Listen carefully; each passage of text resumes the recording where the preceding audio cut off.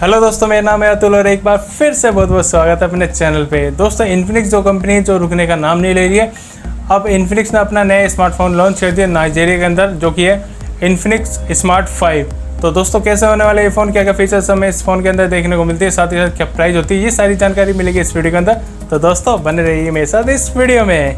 अगर आपने अभी तक हमारे चैनल को सब्सक्राइब नहीं किया, जल्दी से सब्सक्राइब कर लीजिए, साथ ही साथ ये बेल आइकन भी दबा दीजिए ताकि लेटेस्ट वीडियो का नोटिफिकेशन जल्दी से मिले। तो दोस्तों, सबसे पहले हम बात करेंगे इसके डिज़ाइन एंड डिस्प्ले की। तो 6.6 इंच का एक HD+ IPS डिस्प्ले हमें इस बार देखने को मिल जाती है। ऊपर की तरफ हमें वाटर ड्रॉप नोच देखने को मिलती है, जो दिखने में काफ़ी अच्छी लगती है। साथ ही साथ अब बात करते हैं इसके बैक लुक की। तो दिखने में काफ़ी इंटरेस्टिंग है बैक लुक, आप देख सकते हैं। वैसे पॉलीकार्बोनेट बॉडी से बने हुए हैं, फिर भी दिखने में काफ़ी अच्छा लग रहा है।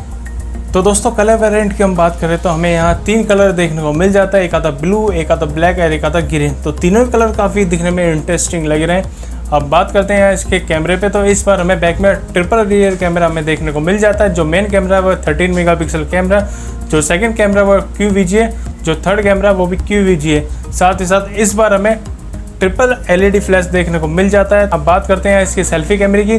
तो इस बार हमें 8 मेगापिक्सल सेल्फी कैमरा देखने को मिल जाता है। साथ ही साथ वहाँ पे भी हमें डुअल LED फ्लैश देखने को मिल जाता है। तो दोस्तों, है ना सेल्फी कमाल की। तो दोस्तों, बात करते हैं इसके बैटरी बैकअप की। तो इस बार हमें 5000 mAh की बड़ी बैटरी देखने को मिल जाती है, जो ईजिली आपके 1.5 से 2 दिन का बैटरी बैकअप आसानी से मिल जाएगा। साथ ही साथ माइक्रो USB केबल एंड 10 वाट का नॉर्मल चार्जर हमें देखने को मिल जाता है। अब बात करते हैं इसके OS की। तो इस बार हमें Android 10 देखने को मिल जाता है, वो भी Go एडिशन।